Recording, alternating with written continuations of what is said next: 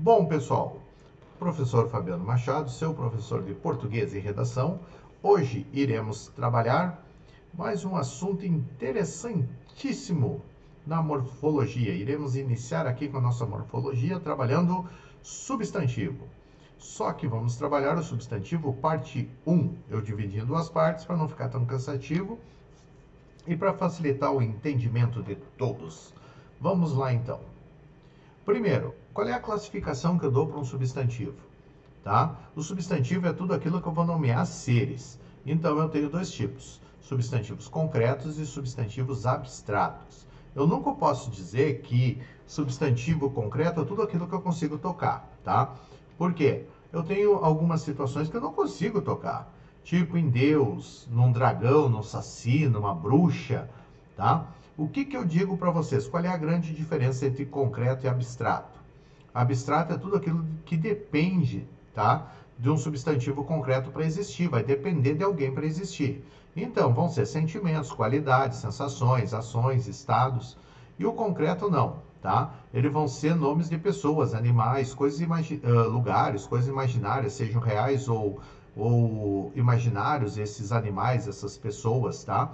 Então, qual é a grande sacada aqui para vocês?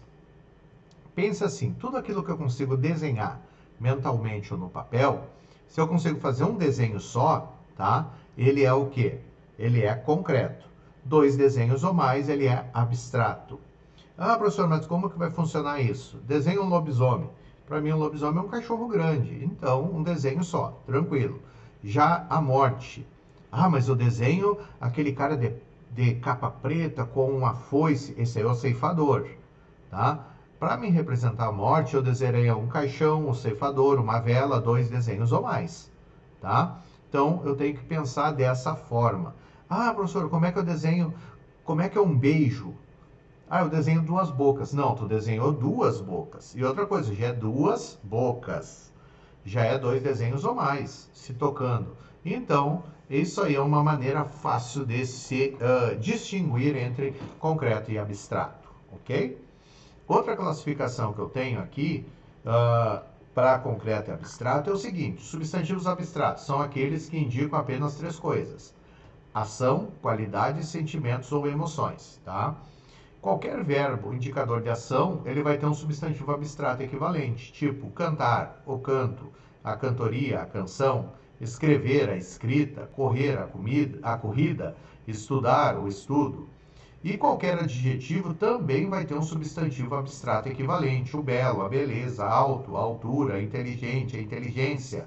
Então, lá na nossa formação de palavras, nós vimos, né, a parte de derivação regressiva ou de verbal. Então, são todos verbos que se transformaram em substantivos abstratos, tá? Então, finalmente, todos os sentimentos e emoções são abstratos: saudade, ciúme, amor. E todos os outros são concretos: prédio, caminhão, céu, Pedro, Deus, caneta e assim por diante. Então, olha só, os substantivos abstratos, eles são aqueles que indicam ação, sem ser verbos, qualidade, sem ser adjetivo, ou sentimentos e emoções. Então, o substantivo beijo é abstrato, porque indica ação de beijar, e não por ser sentimento. Só ocorrerá o beijo se alguém praticar a ação de beijar. Por isso que ele é abstrato, ok? Agora nós vamos ver o substantivo simples e o substantivo composto. O simples, ele só vai conter um radical: saia, flor. Já o substantivo composto, ele vai ter dois radicais: mini e saia, flor de lis, ok? Primitivo é aquele que começa, ele só tem um radical, ele não tem afixos, tá? E ele que começa toda a criação das palavras, tipo menino, livro. E ele vai ter os seus derivados, que vai possuir afixos: meninice, livraria, tá? Os substantivos comum e próprio. O que é o comum? É generalização, tá? Ele vai o quê? Ele vai ser individualista, ou ser, ele vai individualizar os seres, tá? De um grupamento específico, tá? Ele não vai individualizar, dizer assim, tal coisa.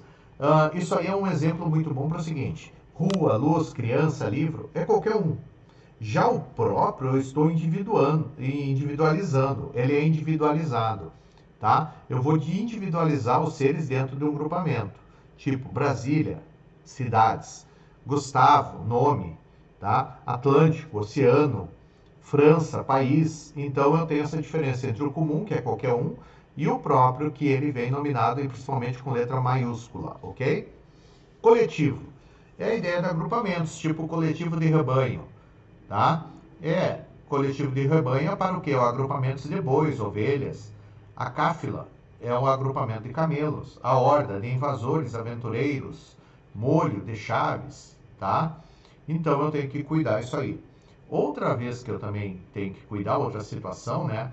Outra característica do substantivo é a locução substantiva. Nós vamos ver locuções em várias classes gramaticais, tá? Então a locução é quando eu uso duas ou mais palavras, tá? Com o significado de uma só, tá? Então, a locução adjetiva, a locução prepositiva, a locução adverbial, a locução pronominal, a locução verbal, eu vou ter duas ou mais palavras representando somente uma classe. Aqui na locução substantiva, um bom exemplo disso é anjo da guarda, dona de casa, estrada de ferro, ponto de vista, cesta básica, papel ao maço, fim de semana, sala de jantar. São duas ou mais palavras representando somente um substantivo, ok? Por isso que eu chamo de locução. Os meus substantivos, eles sofrem flexões, tá? O que é flexão? Lá na nossa primeira aula eu mostrei para vocês que eu tenho a napa. A napa, ela tem variação de gênero, de número e de grau. Que é isso aqui, a flexão. Então eu vou ter flexões no substantivo. Como eu vou ter flexões no adjetivo, no artigo, no numeral, tá? No pronome. Então essas flexões são o quê? As flexões para indicar gênero, masculino e feminino. As flexões para indicar número, singular e plural. E flexões para indicar grau, aumentativo ou diminutivo, tá? A primeira que nós vamos ver aqui no substantivo é a de gênero. O que o gênero me traz? O gênero é masculino e feminino. Dentro dos meus substantivos, eu tenho substantivos uniformes, que ele é uma forma só para os dois. Ele tem a mesma forma para masculino e feminino. Porém, eu tenho três classificações e três diferenças entre eles. Primeiro, o substantivo uniforme, que eu chamo de comum de dois gêneros.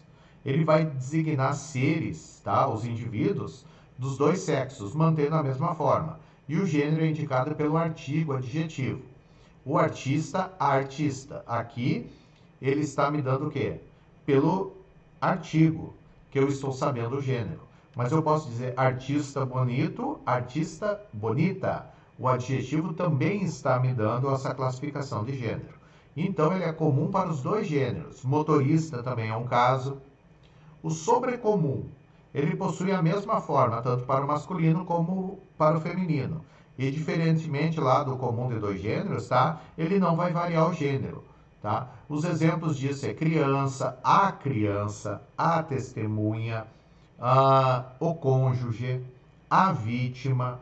São todas palavras onde eu não tenho definição entre masculino e feminino. Ela vai ser usada tanto para um como para outro.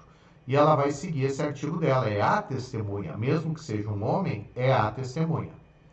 E eu vou ter o gênero epiceno, tá? Epiceno é para designação de animais, tá? Que possuem a mesma forma para masculino e feminino. Mas como é que eu vou separar ele? Com macho ou fêmea. Girafa macho, girafa fêmea. Avestruz macho, avestruz fêmea. Cobra macho, cobra fêmea. Ok? Mas esse aqui eu só trabalho com o quê? Com uniformes. É uma forma só para os dois. Já os biformes, tá? Eles vão ter as duas formas. Tanto, eles vão apresentar uma forma para masculino e uma forma para feminino, tá? Mas o radical vai ser o mesmo. Amigo, amiga, ó, o O para masculino e o A para feminino. Menino e menina, traidor e traidora, aluno e aluna, gato e gata, patrão e patroa. Já os heterônimos, que a gente diz também, eles também vão apresentar uma forma para o masculino e outra para o feminino, tá? Só que eles vão ser palavras totalmente distintas, diferentes, vão ser radicais totalmente diferentes, tipo homem, mulher, boi, vaca, carneiro, ovelha, tá? Diferente dos biformes, que mantém o mesmo radical e só há uma alternância ali, tá? Do final das palavras. Aqui não, nos heterônimos eu tenho a alteração total das palavras. Eu tenho alguns substantivos que são exclusivamente do gênero masculino: o alvará, o estratagema, o aneurisma, o champanha, o clã, o dó, tá? P na nota musical, o eclipse. E eu tenho substantivos totalmente femininos: a abusão, a alface, a bacanal, a derme e assim por diante. Porém, eu tenho substantivo que pode apresentar as duas formas indistintamente, tá? Como o a, ágape. Outro muito importante é o a, diabetes ou diabetes, tá? Eu tenho essas variações. Eu tenho uma mudança de sentido também dependendo do gênero do mesmo substantivo. E ele vai apresentar essa mudança, tá? Tipo, feminino, a cabeça, a parte do corpo. Já o masculino, o cabeça, é o líder, o chefe. E aqui eu coloquei algumas para vocês, tipo a capital, que é a cidade mais importante. O capital, que é o dinheiro, o bens. A guia, que é o formulário. O guia, a pessoa que orienta, e assim por diante. Eu tenho vários exemplos. A rádio, que é a estação. O rádio, o objeto. Então eu preciso saber essa diferença entre masculino e feminino, que vai ter essa alteração de sentido, tá? E aqui nós vimos a primeira parte sobre os substantivos. Até a próxima aula e um grande beijo do Gordo para vocês e continuem acompanhando as nossas aulas, ok? Um beijo!